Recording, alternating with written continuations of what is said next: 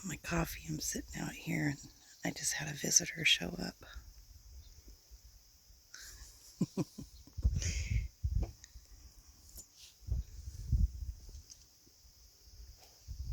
You stay on your side, I'll stay on my side.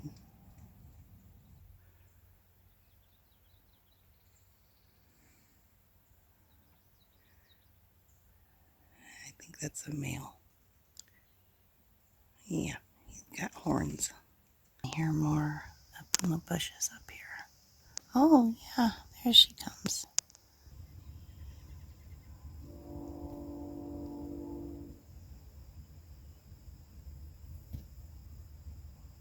You can't hide behind that tree.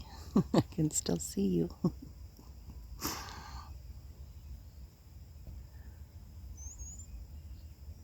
They're all coming.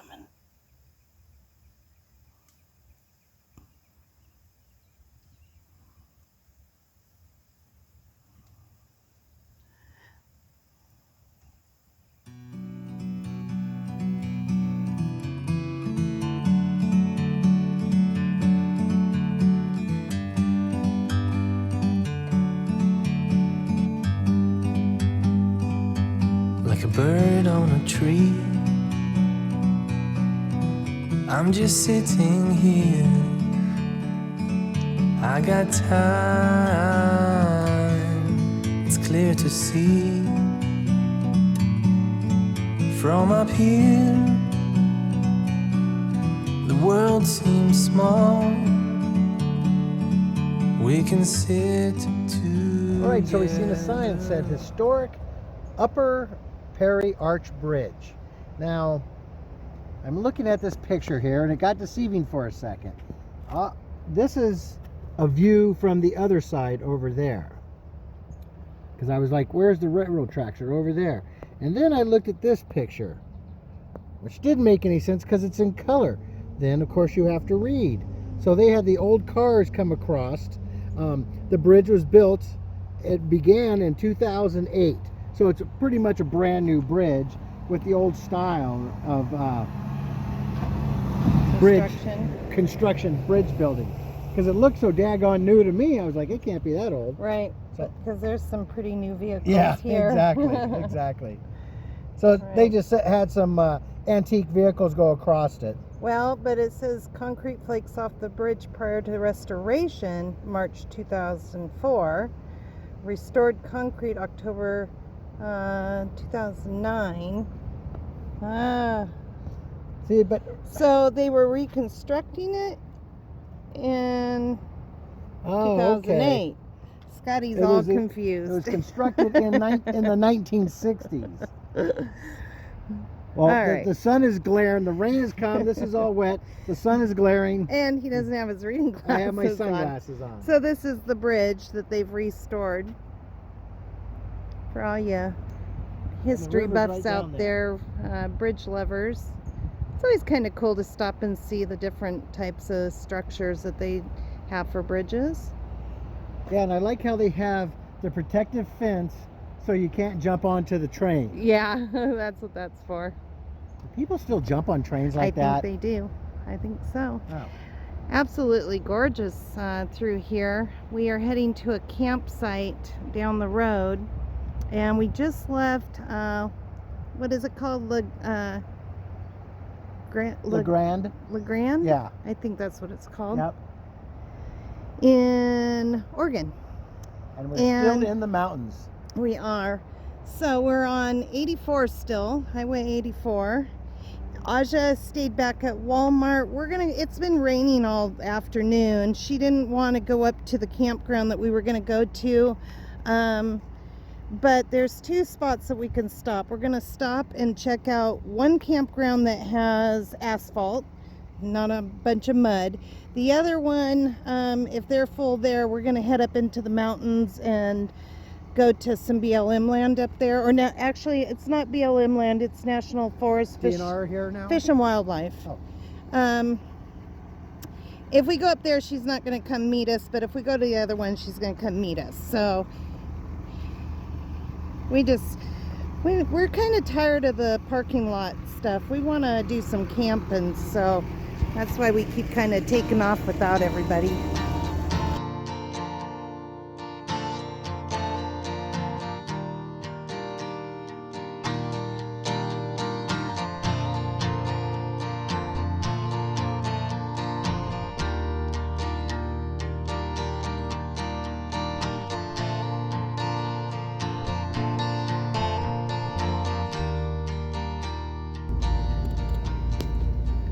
Alright, so we're at Hillgard Campground. The highway is right up there, and then the river is on the other side here. It's primitive camping, $10 a night. Extra vehicles, $7. So let's go on in and see what we got going on. There are some sites here, so we might do this.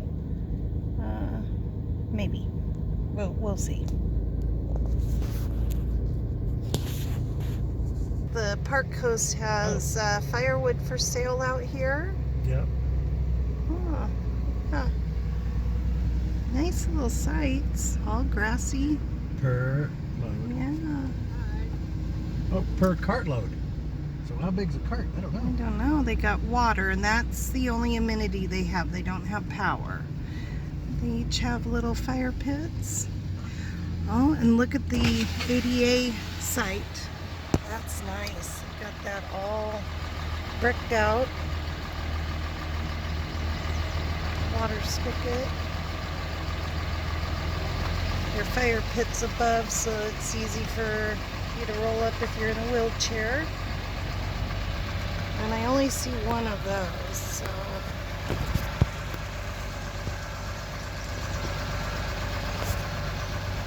Lots of garbage cans. Good deal. Yeah. Well, this might be doable. $10, that's not too bad. And looks like there's enough spots for us. I'll send Daja a picture and then she can decide. Alright guys, well we left that campground only because we didn't have service there, so if we're not going to have service we might as well go up into the National Forest. So we're going to head on in. What are we at? The Wallowa Whitman National Forest.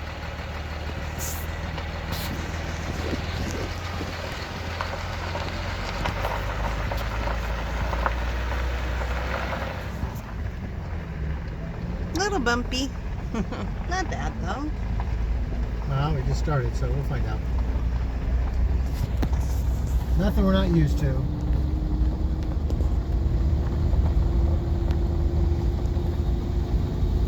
So some rumors have gotten started on YouTube. I don't know where the rumors got started, but the reason Scotty and I haven't been with Aja in a couple videos and stuff is because we've just wanted to go off and camp a little bit. Oh, there's a site there. We can keep going back, huh? But other than that, that's all it is. She likes to stay close to towns and have the convenience if she wants to go shopping or not. And Scott and I like to get out in the woods, so that's all that is. But we are not split up. We're still a team. Plus, she's had other people with the family around and Dave to travel with too. So there's nothing wrong with traveling with other people once in a while. There's nothing wrong with that at all. We do miss her though when she's not with us. Oh, it's pretty, isn't it?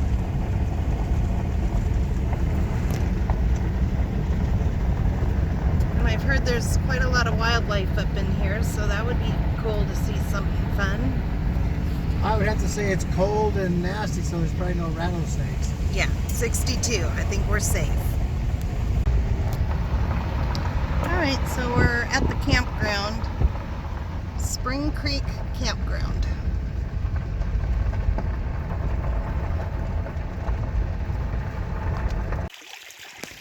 Okay, well, we've got a spot. And we just walked down to this little creek. which is, I don't know, how far you think it is from our campsite? 300 feet. Yeah, not bad. We were just warned by some fellow campers that cougars have been sighted down here. One of the gals in the campsite saw one down the creek down here, and they've seen paw prints, so just gotta be careful what you're doing. Be aware.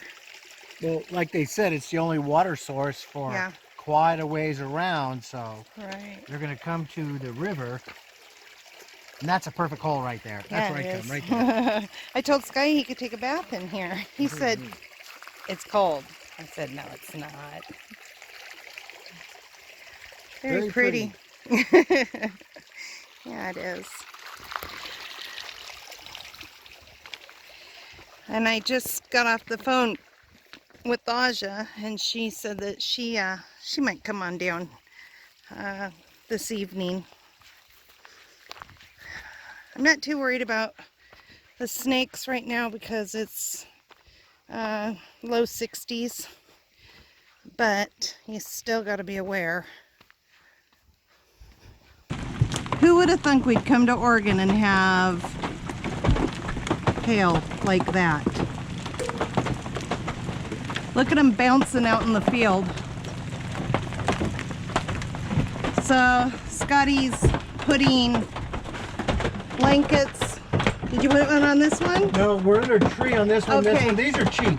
These are 15 bucks. That front one's $200. Yeah, so that one up there has 2 blankets on it, and the front of the truck. Yeah, I'll take them out there. Okay, so I put that on the front of the truck just to save the hood. The rest of everything is protected. This is bigger than what we had in Colorado Springs. So it's just gonna... Here, you come in here. Did you get hit by one? Yeah, well, I learned a lesson. I should have a hat on. A hard hat. Isn't that something? Whew. In June. Well, I think that's the end of that. That was exciting. Did not expect that today at all. Okay, oh my goodness sakes. It has been a crazy night with that weather out there. We had the hail, now we're having a downpour, and Scotty just took a shower because he got all wet and cold out there, so he decided to take a shower so that he could warm up a little bit. And I am making stir fry. So I just buy a packet of stir fry mix, which is, I'm not going to show you the brand, but it's stir fry, it's gluten free, low sodium, and no MSG. So that's what I'm kind of mixing up right here. It calls for 4 tablespoons of soy sauce. I'm not going to do that. I don't want to use that much soy. So I'm just going to add a little bit of water to it. And we'll do it that way.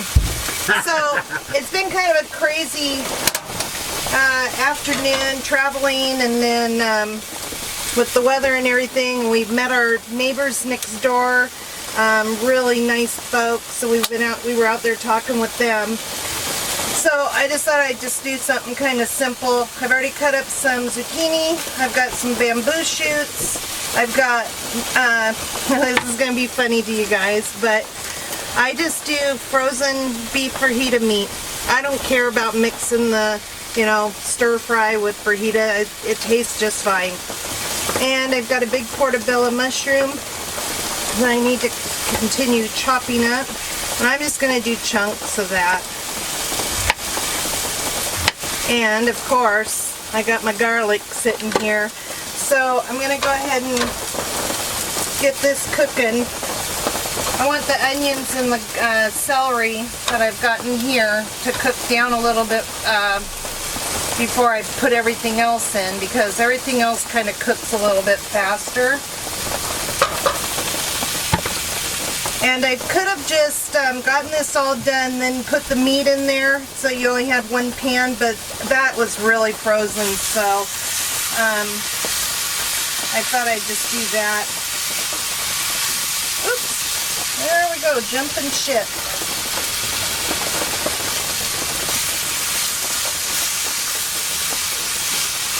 In. I'm going to do my garlic last because I don't want that to, I want it to brown up, but I don't want it to get burnt. I don't really like burnt garlic too much. I know some people really love that flavor. I'm not so much into that. I did buy something kind of interesting the other day. I'll show you guys. I have never tried these before, and I bought them thinking that they were black garlic, but I'll do one because I'll put a little bit in here. They kind of taste like a balsamic, something that's been sitting in balsamic before, you know, marinating. But you just pop this open like this, and then there's that little garlic chunk in there. And it even smells like, roasted, something that's been roasted with balsamic on it. But it's just a little clove here, chunk of clove. And then here I'll show you guys what it looks like. But they put it in, pasta sauces, I don't know, I'll try it in the stir fry. It's, they say to slice it thin, but the problem is that it's really soft, so it's kind of hard to do that. And I don't know if I would want a big chunk like that, because I tasted a piece. Oh, that's a lot of thunder right overhead. You guys see it? It's just different.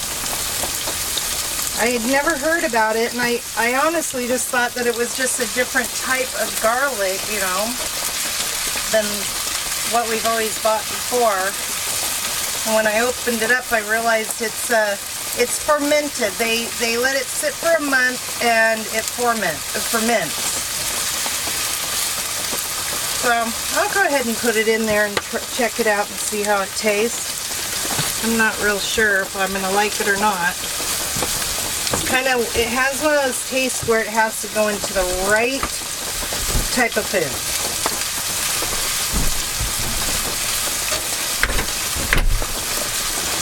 Oh, there goes Scotty. You know what?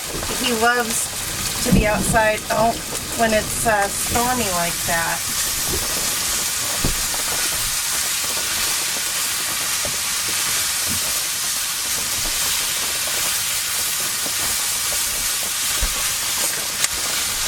And this is kind of a lot of stir fry for Scott and I tonight, but I know that we'll have some leftovers, so that will be good for tomorrow when we get back on the road. Aja may be coming up here. She's kind of been going back and forth today, not real sure what she wants to do. So she might end up here tonight, and then we'll get on the road early. If not, we're going to meet her down at the end of this road, which is 4 miles back on the dirt road. So we'll just see. But we'll be traveling for, I don't know, maybe an hour tomorrow. Woo! It's getting closer! Scotty's kind of wound up. He likes the noise of that, which I do too, actually.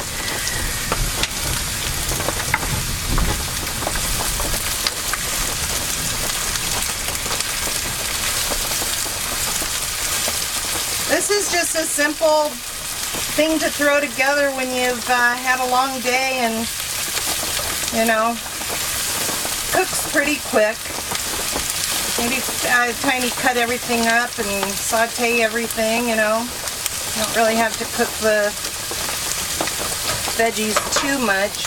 And I'm going to turn this up a little bit. It's actually on almost high, which it is now.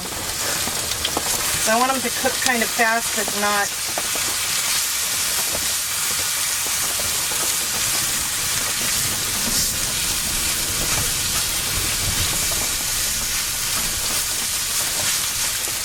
Alright, that meat's done. We don't need to do that anymore. And we buy a lot of that baked meat because we do the chicken and the fajita, beef fajita, regular beef, and cube chicken. It makes it easy when we get off the road and I need to do a video and I need to make dinner. It just makes it easier to just throw that all together and not have to worry about cooking a steak up or anything like that.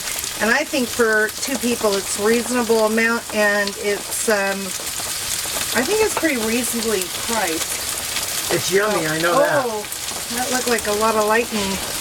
The bamboo shoots I'm going to put in last. Probably with when I put the garlic in. Wow, that shook the truck. Alright, so I'm going to go ahead and push my veggies aside here. I'm going to put my bamboo shoots in there, warm those up for a minute.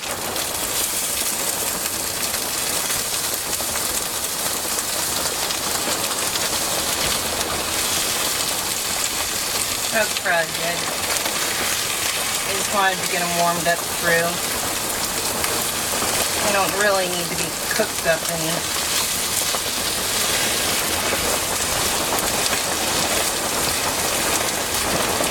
Alright, now I'm going to get my garlic going here. Like I said, I don't want that cooking. I don't want it to get too cooked. I'm not sure how to do these black garlic pieces though.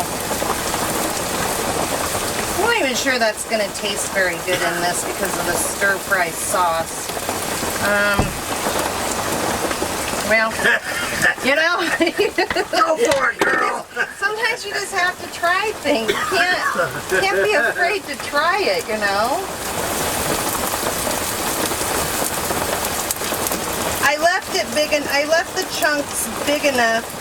I read a chef's blog who he's just started cooking with these, and he said leave them big enough so you can actually get the flavor of it. But when we were sampling them and trying to figure out, you know, what the taste was and everything, if you got too big of a piece, it would be a little strong.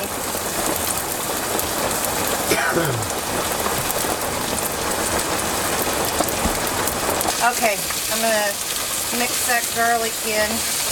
Ooh, I can smell it. It smells good. Oh yeah. That was 5 cloves of garlic. And I gotta grab my meat because it's caught in the handle.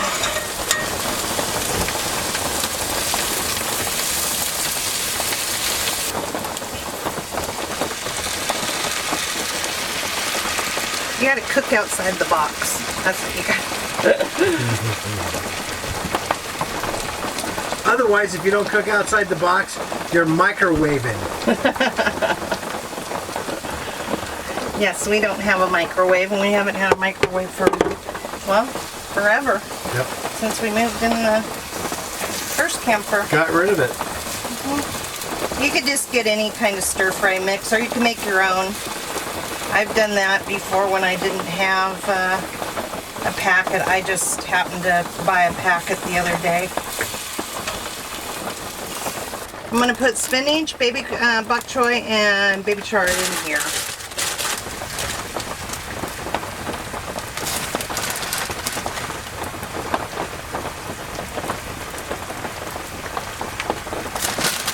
That's why I wanted a little bit extra liquid in there.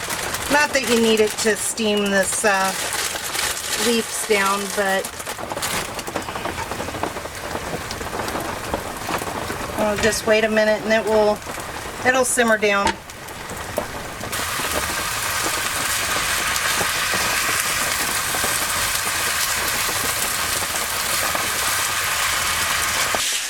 know how much you love these. I know. I love sesame seeds on my... Well, you have some too. Oh, no. Okay. We're good. Okay. We need to save the bottle so when we go into the restaurant, we can say, this is what we want. Yeah. When we go into a Chinese restaurant, we have the hardest time asking for seeds. I don't know why, but we do. Because we pronounce it wrong. Well, okay. Let's have dinner. They want to know what the black garlic tastes like. Okay. You're going to be the guinea pig. I wouldn't even know where it's at. Oh, sorry, guys. It's right there. I've already tested. I already know what it tastes like with it out of being cooked. Be honest now. You know, it tastes very soft. It reminds me of a prune. Yeah, they tastes kind of like a prune. That's kind of the texture of them too. And it kind of tastes like... So it sweetens up a little bit. It is. But it tastes like a prune. But softer than a prune. Right. So I got that black garlic at Walmart, if anyone wants to know. And it was where the Oriental items are. So, all right. That's... Yummy. We're done. We'll see you guys. Say goodnight again. You guys keep fading in and out because the lighting in here is really bad. So it keeps going in and out. So, all right. Good night, guys.